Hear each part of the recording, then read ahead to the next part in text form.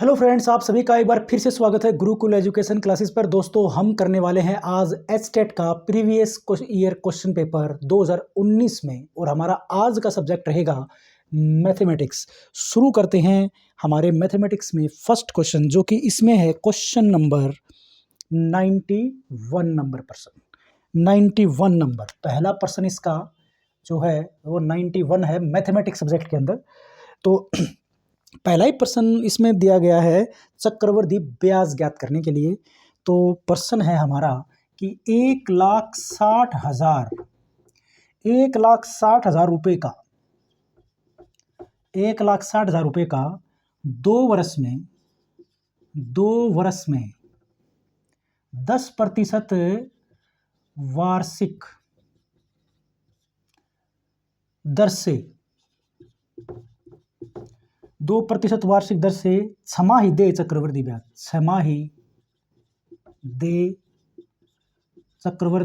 ब्याज का मान ज्ञात करना है। इस तरह के जो प्रश्न होते हैं ना, इनमें सबसे जो ध्यान देने वाली बात होती है, एक तो ये वाली छमाही दे, और एक फिर ये वाली। इसमें फिर हमें इन दोनों के अकॉर्डिंग ही जो है बदलाव करना पड़ता है इस समय में, जो कि जैसा कि आपको पता ही होगा, इसमें ब्याज ज्ञात करना है तो हम जो है चक्रवृद्धि मिश्रधन का फॉर्मूला जो है हमारा, उसका इस्तेमाल कर लेंगे, और वो होता है मूलधन गुणा में 1 जमा दर बटे 100, और इसकी घात होती है समय।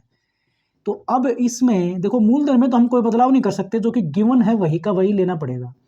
लेकिन चक्रवृद्धि ब्याज छमाही दे हो जाए, और ये क्या है, वार्षिक है या फिर छमाही है, तो ये चीज़ ध्यान देने वाली है। नहीं तो प्रश्न आपको आते हुए भी, फार्मूला याद होते हुए भी सारा प्रश्न गलत हो जाएगा।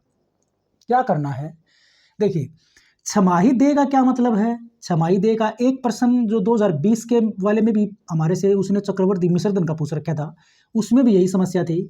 छमाही दे का मतलब ये है कि 1,60,000 रुपये जो मूलधन है हमारा, उस पर 6 महीने होते ही ब्याज जोड़ देता है। किसमें? मूलधन में। और फिर हमारा नया मूलधन जो बनेगा ब्याज जुड़ने के बाद में, जो मिश्रधन बन गया, वो मूलधन के नहीं कहेंगे हम, बट वो अगर अगले 6 महीने का ब्याज लगेगा उसके लिए वो मूलधन होगा। यही तो है चक्रवृद्धि ब्याज। लेकिन ये जो दे है ना, अगर ये वार्षिक कह देता ना, यहाँ पर अगर छमाही की बजाय अगर वो यहाँ पर वार्षिक कह देता, और ये भी वार्षिक पहले से ही दिया गया है, तो हमें कुछ बदलाव नहीं करना। ये फार्मूला लगाया, मिश्रधन निकाला, फिर इसमें से मूलधन घटा देंगे, ब्याज आ जाएगा। लेकिन क्योंकि उसने क्या बोला कि ब्याज की दर छमाही दे है, तो छमाही दे है इसका मतलब ये तो वार्षिक है, तो जो दर है वो 2 से भाग करना पड़ेगा। इसको क्यों भाग करना पड़ेगा? क्योंकि एक वर्ष में छमाही जो होती है ना, वो 2 होती हैं, लेकिन ये तो 10% वार्षिक जो है, वार्षिक दिया गया ना, दर प्रतिशत वार्षिक है। अगर ये छमाही होता ना, तो बदलाव करने की आवश्यकता नहीं होती। जैसे बोलता 10% छमाही होती, और ये छमाही दे पहले से बता दिया, तो इसमें कोई बदलाव नहीं होगा, सिर्फ समय समय में बदलाव होगा। तो यहाँ पर ये छमाही है ना, तो आपको इसमें भी और इसमें भी, दोनों में, क्योंकि ये वर्ष दे दिए इसने, अगर ये वर्ष के बजाय छमाही देता तो इसमें बदलाव करने की आवश्यकता नहीं थी। तो ये दर कितनी हो जाएगी आपकी, जो वार्षिक है, छमाही के अकॉर्डिंग इसकी आधी, क्योंकि एक वर्ष में छमाही कितनी होती है, 2। तो इस दर को 2 से भाग करेंगे तो 5%, देखो हमारी दर कितनी हो जाएगी, दर हो जाएगी 10/2% छमाही। क्योंकि दर हम वार्षिक नहीं लगा सकते ना, क्योंकि छमाही के अंदर ही वो ब्याज को मूलधन में जोड़ना चाह रहा है। तो दर हो जाएगी हमारी 5% छमाही। और बारी आती है हमारे समय की, तो हमारा समय क्या हो जाएगा, समय 2 वर्ष है ना, तो आप 2 वर्ष समय यहाँ पर नहीं लिख सकते। समय किस में बदलना पड़ेगा? छमाही में, क्योंकि 6 महीने में ब्याज निकाल के वो जोड़ता है, फिर अगले 6 महीने पर फिर ब्याज शुरू होता है। और ये साइकिल कितनी बार होगा? 2 वर्ष तक चलेगा, मतलब 4 बार, क्योंकि एक वर्ष में 2 छमाही होती हैं, तो 2 वर्ष में 4 छमाही होगी। अब हमारा प्रश्न गलत नहीं आएगा, ये बातें देखने के बाद में। मूलधन 1,60,000 इंटू 1 जमा दर 5% छमाही और समय हो जाएगा 4 छमाही। अब गलत नहीं आएगा, ये निकलेगा हमारा मिश्र धन। तो देखो इसको सोल्व करते हैं तो 5 से इसको काटेंगे तो ये 20 पे कट जाएगा। 1 जमा 1/20 आया, जोड़ेंगे तो ये 21/20 आएगा, यानी कि 1,60,000 गुणा में 21/20 गुणा में 21/20 गुणा में 21/20 गुणा में 21/20। ये 4 बार क्यों आया? क्योंकि पावर कितनी है इसकी? 4 है। तो ये जो है 1 2 3 4 ये कट जाते हैं इससे, पूरा का पूरा कटेगा कि देखो 1 0 2 0 3 0 4 0 1 0 2 0 3 0 4 0 कट गई, और ये 2 दूनी 4 दूनी 8 दूनी 16, तो ये पूरा का पूरा मैंने डायरेक्ट काट दिया। सिर्फ और सिर्फ आपको इन चारों की गुणा करनी है। चारों की गुणा में 21 की गुणा 21 से करेंगे 441, फिर 21 की 21 से करेंगे तो 441, फिर 441 के 441 से कर देंगे तो ये 4 बार गुणा हो जाएगा। तो गुणा आएगी इसकी 441, 4 एकम 4, 4 चौके 16, 4 चौके 16 और 1 17, 4 1 6 7, सॉरी ये 2 बार का क्रॉस आएगा ना, यहाँ पर 4 6 7 और 1 जोड़ लीजिए, 1 8 4 4 9 और 1,94,481 रुपये, यानी कि जो मूलधन आपका 1,60,000 रुपये था वो 2 वर्ष में चक्रवृद्धि ब्याज की दर से कितना हो जाता है? बढ़ करके 1,94,481 रुपये। तो आपका जो ब्याज है इसमें कितना है? इसमें से 1,60,000 घटा देंगे, मूजबानी भी घटा सकते हो। 1,94,481 में से 1,60,000 मूजबानी घट जाएगा, 34,481 आ जाएगा। 34,481 रुपये आपका होगा चक्रवृद्धि ब्याज 2 वर्ष के बाद। I think clear. चलते हैं क्वेश्चन नंबर 92 पर।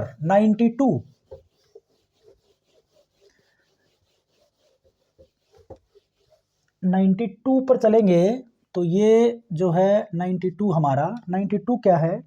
एक त्रिभुजाकार प्लॉट की भुजाओं का अनुपात दिया गया है। त्रिभुजाकार देखिए प्रश्न को समझिए। त्रिभुजाकार मतलब त्रिभुज के आकार का प्लॉट है। त्रिभुजाकार प्लॉट की भुजाओं का अनुपात दे रखा है कि भुजाओं का अनुपात किसके बराबर दिया गया है? वो दिया गया है 3:5:7 के। परिमाप भी दिया गया है इसका परिमाप कितना दिया गया है? परिमाप 300 मीटर। 300 मीटर इसका परिमाप दिया गया है। तो इसका क्षेत्रफल निकालना है, क्षेत्रफल ज्ञात करना है इसका, यानी कि त्रिभुजाकार जो प्लॉट है उसकी भुजाओं का अनुपात 3:5:7 है, इसका परिमाप 300 है।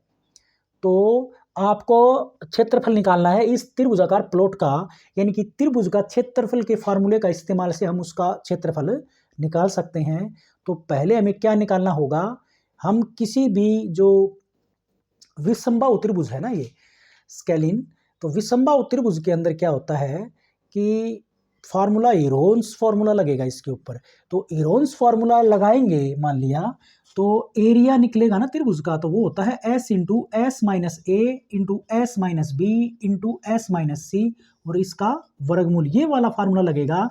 जहां पर S क्या है? सेमी पेरीमीटर, यानी कि त्रिभुज का अर्ध परिमाप, सेमी पेरीमीटर है ये। तो त्रिभुज का अर्ध परिमाप कैसे निकलेगा? भुजाओं की लंबाई का पता हो तो आप यहां से भुजाओं की लंबाई ज्ञात कर सकते हो। कैसे?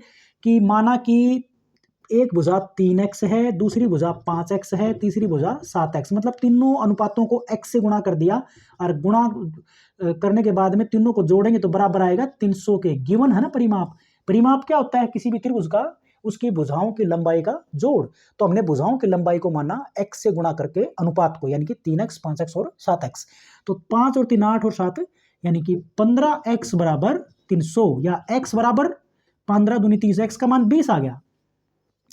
तो अब जो है हमारा यहां पर x का मान 20 पुट करेंगे तो ये 60, एक भुजा 60, यहां पर x का मान 20 रखेंगे तो 20 पंजू 100 और यहां पर x का मान 20 रखेंगे तो 20 सत्ता 140।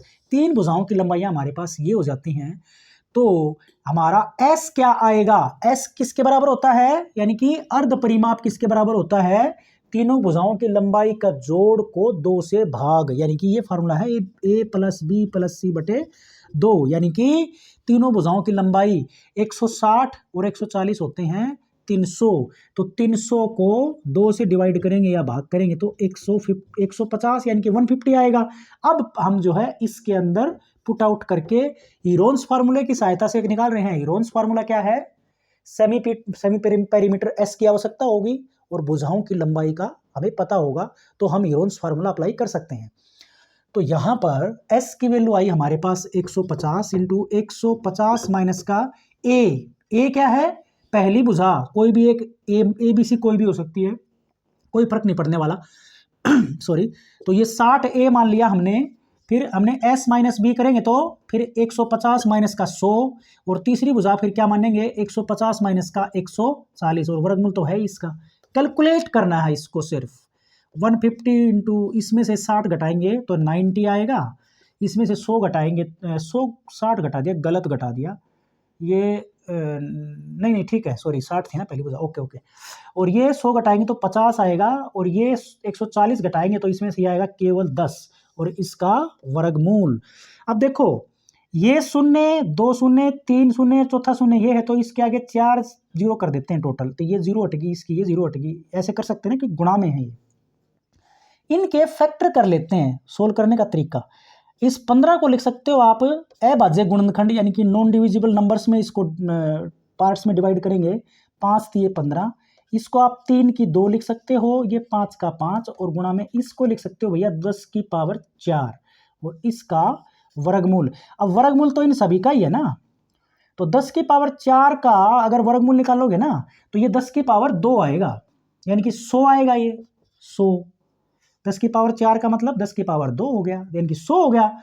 और ये हो जाता है इसका वर्ग से वर्गमूल कैंसिल, ये 3 बचेगा अकेला, तो ये 3 के ऊपर भी वर्गमूल नहीं बचा, और गुणा में ये 5 और ये 5, ये क्या हो जाएगा? 5 की 2, 5 की 2 का वर्गमूल कैंसिल, इसका भी एक पंजा आ जाएगा हमारे पास।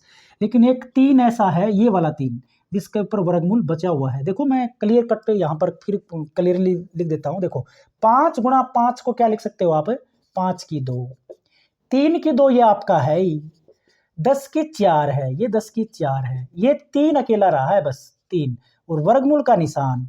इस वर्गमूल से इसका वर्ग कट गया, इसका वर्ग कट गया, और ये 10 की पावर 4 है ना, 1/2 करेंगे ना तो 2 दूनी 4, यानी कि 10 की 2 बचेगा यहाँ पर, ठीक है ना। तो ये बचेगा 5 गुणा में 3 और गुणा में 10 की 2, यानी कि 5 गुणा में 3 गुणा में 10 की 2 क्या होता है? 100, और वर्गमूल 3 पर लगा हुआ रह जाएगा, क्योंकि इसकी पावर जो है मतलब इसका पूर्ण वर्गमूल नहीं निकल सकता। 5 दिए 15 को 100 से गुणा करेंगे तो ये 1500 आएगा वर्गमूल 3, तो 1500 वर्गमूल 3। और आगे लिखूंगा मैं, क्योंकि ये मीटर में था ना परिमाप, तो हमारा क्षेत्रफल भी वर्ग मीटर में आएगा। वर्ग मीटर 1500 वर्गमूल 3 वर्ग मीटर। देखो वर्ग मीटर लिखने के तरीके क्या हैं? आप ऐसे लिख सकते हो, या फिर हिंदी में लिखेगा तो वर्ग मीटर ऐसे भी लिख सकता है वो, या फिर मीटर लिख देगा हिंदी में, इसकी स्क्वायर कर देगा। और ये जैसा कि मैंने इंग्लिश में बताया तो ऐसे भी लिख सकता है। ये तीनों ही ओके हैं, कोई गलत नहीं है इसमें। यही हम कुछ गलतियां होती हैं पेपर में, तो ये गलतियां नहीं करनी है। नेक्स्ट क्वेश्चन,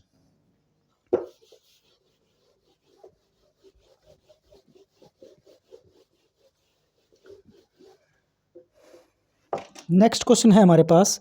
बिंदु दिया गया है 93 नंबर प्रश्न। बिंदु दिया गया है, बिंदु P, और इसके ब्रैकेट्स में दिया गया है x1 y1, और फिर दिया गया है और Q बिंदु दिया गया है कोई यहाँ पर x2 और ये y2 के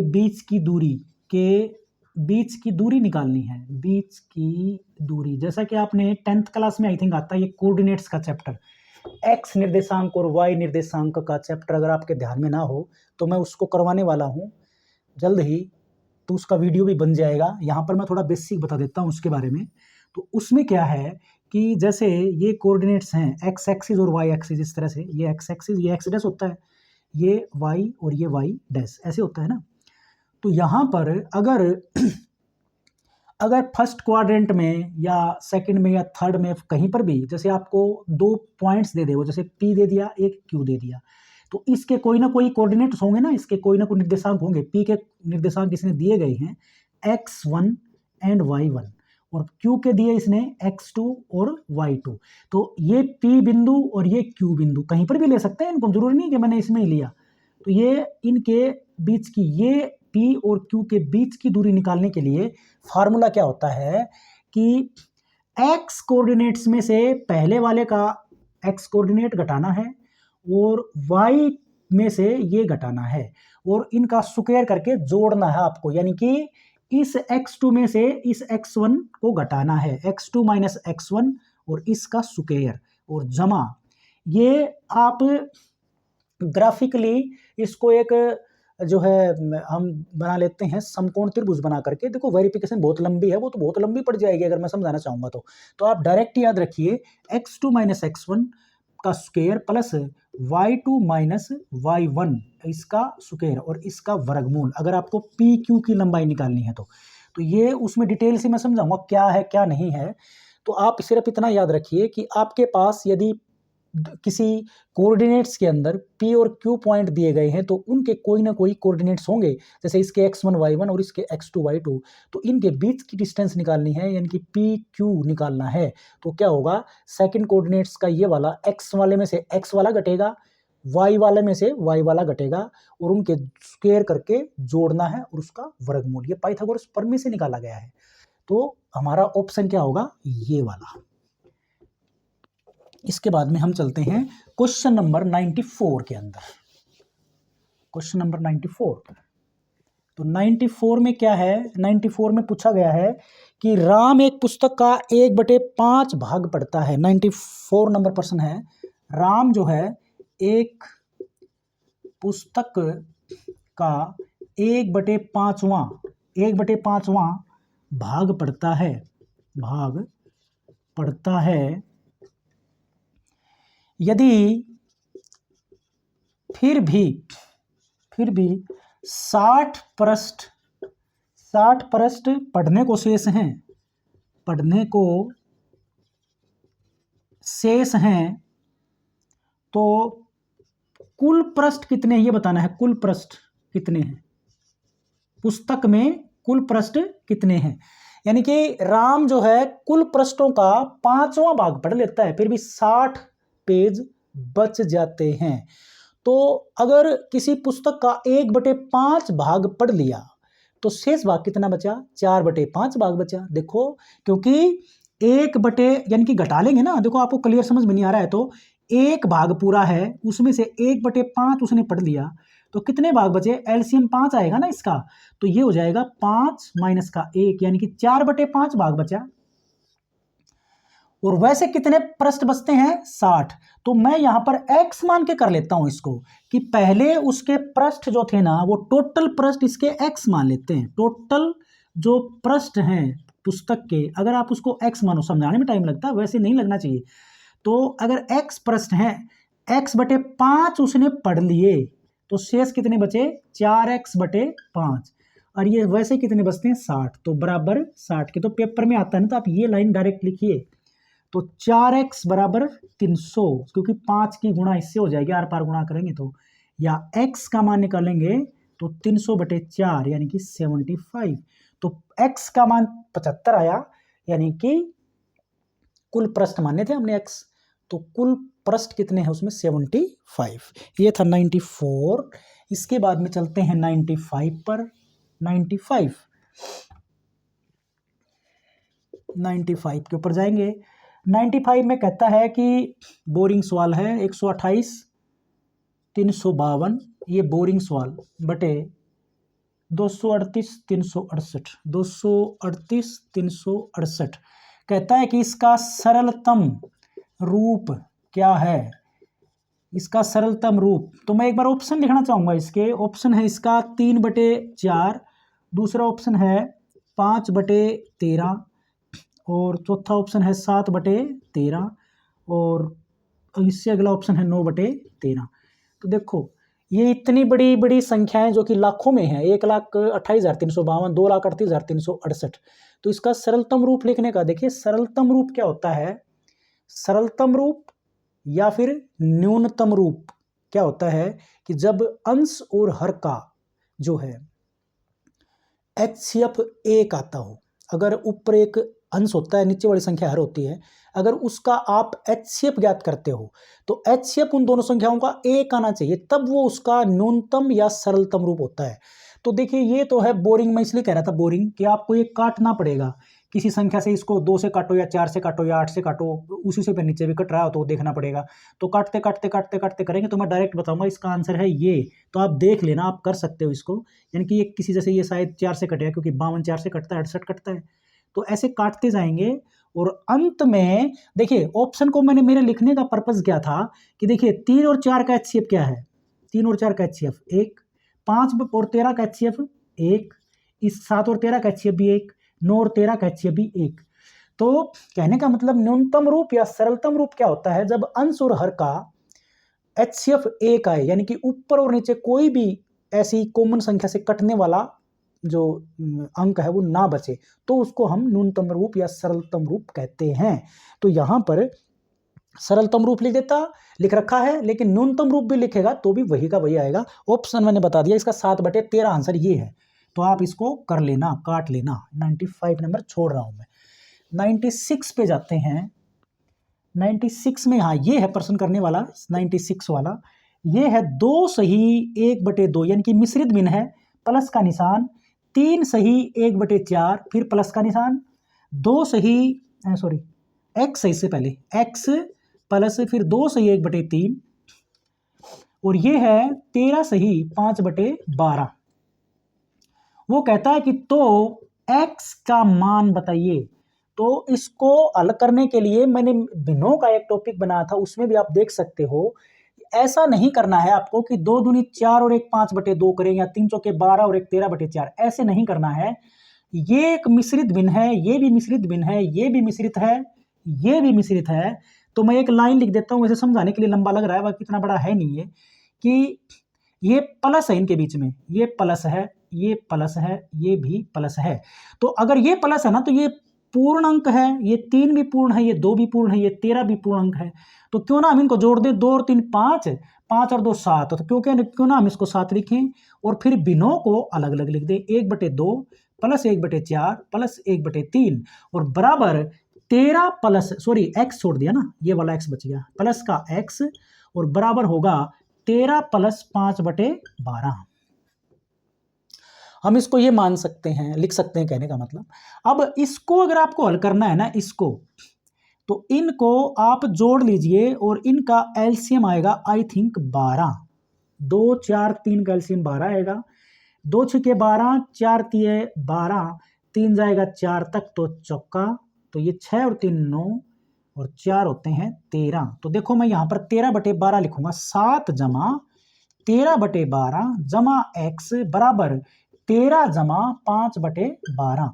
तो आपको x का मान फाइंड आउट करना है, तो क्यों ना ये दोनों के दोनों उठाएं हम और उस तरफ ले जाएं, और इस तरफ सिर्फ x को छोड़ दें, तो x का हम मान निकल जाएगा, यानी कि 13 माइनस का 7 हो जाएगा उस तरफ जाके, प्लस का 5/12 ये था ही, और ये माइनस का 13/12। अच्छा एक बात और भी हो सकती है ना, ये अंक ऊपर वाला बड़ा आ गया 13/12, इसको 13/12 को आप लिख सकते हो 1 जमा 1/12, इसको लिख सकते हो आप ये 13/12 को।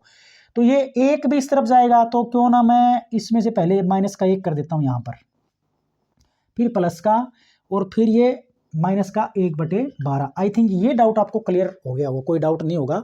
तो ये 13 माइनस का, ये 8 हो गया ना, 13 में से 8 गया तो ये बचेगा 5, और प्लस में अगर इनमें से इसको घटाएंगे, भिन्न में से 12 नीचे, इसके भी 12 इसके 12, तो 5 माइनस का 1 सीधा ही हो जाएगा, तो 4/12 हो गया। ये 4/12 का मतलब है 4 3 12। तो हमारे पास x का मान क्या बचेगा, 5 जमा 1/3, 5 जमा 1/3, या कह लो 5 सही 1/3 आंसर। x का मान होगा 5 सही 1/3, तो ये इसका ऑप्शन है। तो आई थिंक डाउट क्लियर होगा, कोई डाउट नहीं होगा इसमें भी। 96 में 97 में चलते हैं। 97 में कहता है कि एक माचिस के डिब्बे का माप दिया गया है। 97 में माचिस के डिब्बे का माप दिया गया है, और वो माप कितना है, 4 सेंटीमीटर गुणा में 2.5 सेंटीमीटर, और गुणा में 1.5 सेंटीमीटर ये माप दिया गया है भाई उसका। 4 सेंटीमीटर गुणा में 2.5 सेंटीमीटर गुणा में 1.5 सेंटीमीटर हो तो ऐसे 12 डिब्बों के एक पैकेट में 12 डिब्बों के एक पैकेट 12 डिब्बों के एक पैकेट का आयतन निकालना है, का आयतन, इसका आयतन ज्ञात करना है। तो एक बात सोचने वाली है कि ये इसकी लंबाई है, आई थिंक एल है, ये आई थिंक बी हो सकता है और ये इसकी एच हो सकता है। मतलब आपने माचिस की डिब्बी देखी होगी, माचिस की डिब्बी होती है घनाभ के आकार की। माचिस की डिब्बी जो होती है, माचिस जो होती है वो घनाभ होता है और घनाभ का आयतन का फार्मूला यही तो दे रखा है, ये वाला पहले से दे दिया उसने। उसका माप का मतलब क्या है, उसका आयतन। तो वो कहता है कि 12 डिब्बे का अगर एक पैकेट बना दिया जाए जिसमें प्रत्येक माचिस के माप दी गई है ये वाली, तो इसको सिर्फ और सिर्फ कुछ करना ही नहीं है हमें, 12 से गुणा और कर दो इसको, यानी कि आयतन निकल जाएगा, 12 डिब्बों का आयतन निकल जाएगा। इस माप को 12 से गुणा कर दो, 4 गुणा में 2.5 गुणा में 1.5, पॉइंट हटावांगे तो 10 कर देते हैं नीचे, आसानी रहेगी शायद।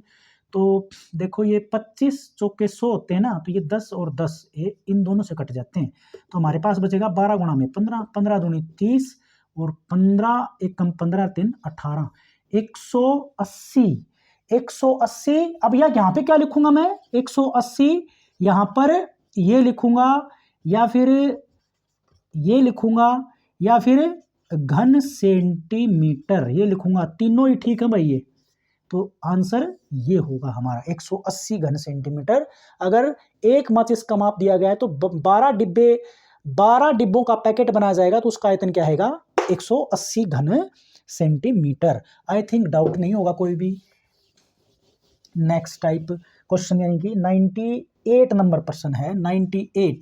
98 में क्या कहता है कि यदि वर्ग की प्रत्येक भुजा की लंबाई 15% की वृद्धि कर दी जाए। देखो ये प्रश्न मैंने अभी जस्ट वीडियो चल रहा है हमारा मेंसुरेशन का, उसमें करवा दिया शायद ये। यदि वर्ग की प्रत्येक भुजा, देखो यदि वर्ग की प्रत्येक भुजा, यदि वर्ग की प्रत्येक भुजा की लंबाई में 15% की क्या कहता है वृद्धि कर दी जाए,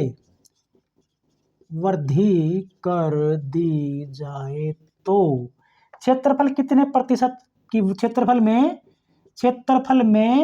कितने प्रतिशत की वृद्धि होगी, ये निकाला। बिल्कुल आसान प्रश्न था ये, और इसकी ना एक ट्रिक है, ट्रिक से करना आसान रहेगा। क्या तरीका था, ट्रिक का ये था, ट्रिक में 2 गुणा में कितने प्रतिशत की वृद्धि करी, तो वो मान लिया x प्रतिशत की वृद्धि करी ना, तो 2x जमा में उसका स्क्वायर बटे 100, ये फार्मूला था कितने प्रतिशत की वृद्धि होगी। अगर वो कमी कर देगा तो यहाँ पे माइनस लग जाएगा, फिर आंसर आ जाएगा। तो क्योंकि वृद्धि कर रहा है तो क्षेत्रफल भी बढ़ेगा, और अगर कमी कर रहा है तो कम हो जाएगा क्षेत्रफल। तो यहाँ पर x का मान क्या है, यानी कि कितने प्रतिशत की भुजा में, प्रतिशत में होना चाहिए, तभी ये अप्लाई कर सकते हो। तो भुजा की लंबाई में 15% की वृद्धि करी, तो 2 गुणा में 15 प्लस में 15 का वर्ग बटे 100, इसको कैलकुलेट करेंगे तो 15 दूनी 30 प्लस 15 का वर्ग होता है 225 और बटे 100 से भाग करेंगे तो 2.25 आएगा। ये 100 से भाग करेंगे तो 2 छोड़ के दशमलव, तो 30 प्लस 2.25 का मतलब है 32.25%। तो क्षेत्रफल कितने प्रतिशत बढ़ जाएगा, यदि उसकी भुजा की लंबाई को 15% बढ़ा दिया जाए तो 32.25% उसका क्षेत्रफल बढ़ जाएगा। डाउट क्लियर हो गया होगा। नेक्स्ट क्वेश्चन 99 नंबर 99 में कहता है कि शांति ने रोमा और टीना के बीच 1:3 के अनुपात में 40 डाक टिकट बांटे, टीना को कितने डाक टिकट मिले। देखो ये कहता है कि शांति कोई है लेडी, शांति ने रोमा और टीना, रोमा है एक तो और एक रोमा और टीना, रोमा और टीना के बीच 1:3 के अनुपात में 40 डाक टिकट बांटे। 1:3 के अनुपात में 40 डाक टिकट, डाक टिकट बांटे, डाक टिकट बांटे तो टीना को कितने डाक टिकट मिले, टीना को कितने मिले, टीना को कितने मिले। तो ये अनुपात समानुपात वाला टॉपिक है, कैसे भी निकाल लो, चाहे 1:3 में बटे टीना, रोमा और टीना के बीच में, ये तो एक तो है किसके लिए, रोमा के लिए, और टीना के लिए कितना है, 3 है अनुपात। 40 डाक टिकट बांटे तो जिसका भी निकालना है, तो निकालना किसका है, टीना का। टीना के लिए अनुपात कितना है, 3। 3 ऊपर ले लो, नीचे अनुपाती जोड़ ले लो और गुणा में कर दो, कुल डाक टिकट यानी कि 40। ये तो टीना का आ जाएगा। अगर उसने रोमा का भी पूछा होता तो रोमा का क्या आ जाएगा, ऊपर अनुपात उसका 1 है वो आ जाएगा, बाकी नीचे 3 जमा 1 गुणा में 40, यानी कि 3/4 हो जाएगा। टीना का पूछा ना उसने, तो टीना का कितना हो जाएगा, 3/4 गुणा में 40, यानी कि 4 दाए 40, यानी कि 30 मिलेंगे उसने। तो इसके ये 4 नीचे आएगा, 4 दाए 40, तो इसको मिलेंगे 10। किसी का भी पूछे उसी का ही आप निकाल सकते हो। एक तरीका तो ये था। ये तरीका अगर आपको समझ में नहीं आया है तो आप x मान के कर लो कि माना कि रोमा को तो मिलेगा 1x, 1x डाक टिकट मिले, और टीना को मिलेंगे, इसको भी x से गुणा करेंगे तो 3x, और बराबर किसके आएगा, 40 के। 1x और 3x कितने होते हैं, 4x बराबर 40 या x बराबर 10। अब ये x का मान हमने रोमा का माना था 1x और टीना का कितना माना था, 3x। ये रोमा का था, टीना का माना था 3x। x का मान सिर्फ पुट करना है, गुणा कर दो, 10 या 30, तो टीना का फिर भी 30 ही आएगा। तो एक ये प्रश्न था हमारा, आई थिंक कोई डाउट नहीं होगा। इसके बाद में हम कर लेते हैं question number 16। Question number 16, 100 number में कहता है कि एक बेलनाकार जार के आधार की परिधि दी गई है।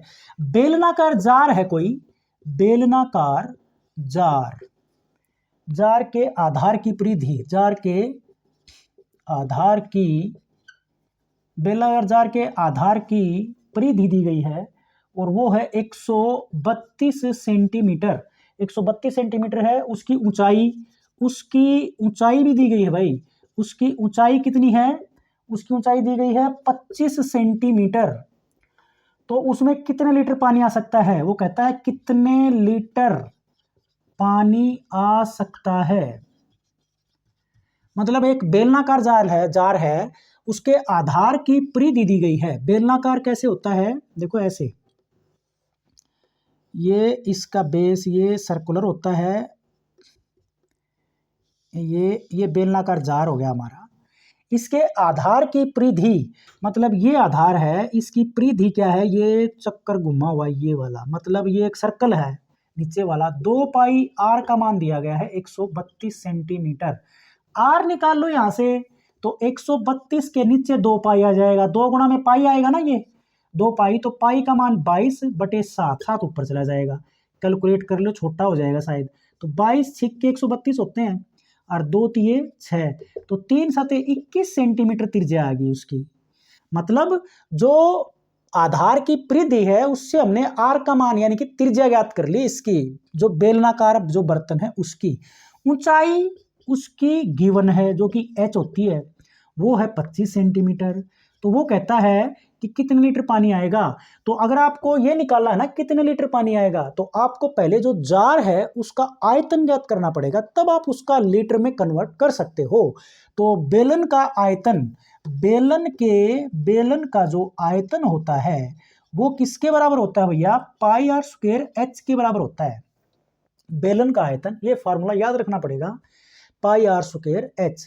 3D वाला अभी मेरा मेंसुरेशन चल रहा, हो सकता है नेक्स्ट टॉपिक हमारा आयतन वाला होगा जिसके अंदर 3D जो शेप्स हैं हमारी, जैसे घन है, घनाभ है, शंकु है, गोला है, अर्धगोला है, या फिर फ्रस्टम यानी कि क्या बोलते हैं, छिन्नक बोलते हैं ना, फ्रस्टम को छिन्नक है। जैसे बाल्टी जो होती है हमारी उसको छिन्नक कहते हैं या फ्रस्टम।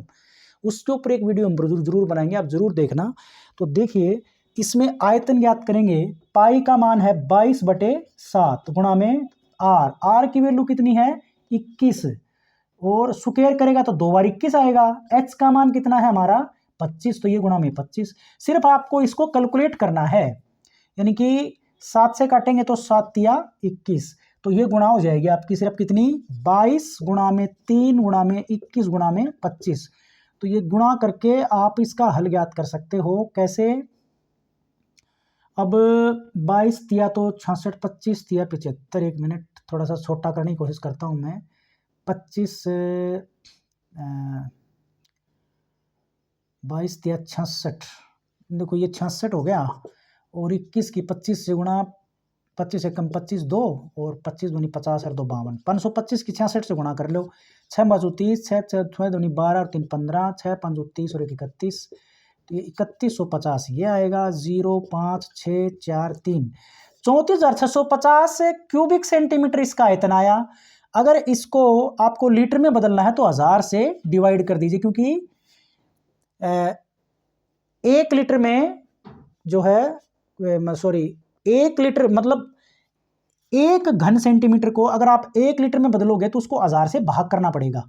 तो ये जो है 1000 से भाग करेंगे तो 3 छोड़ के पॉइंट लगेगा, यानी कि 34.65 लीटर का ये जार बनेगा।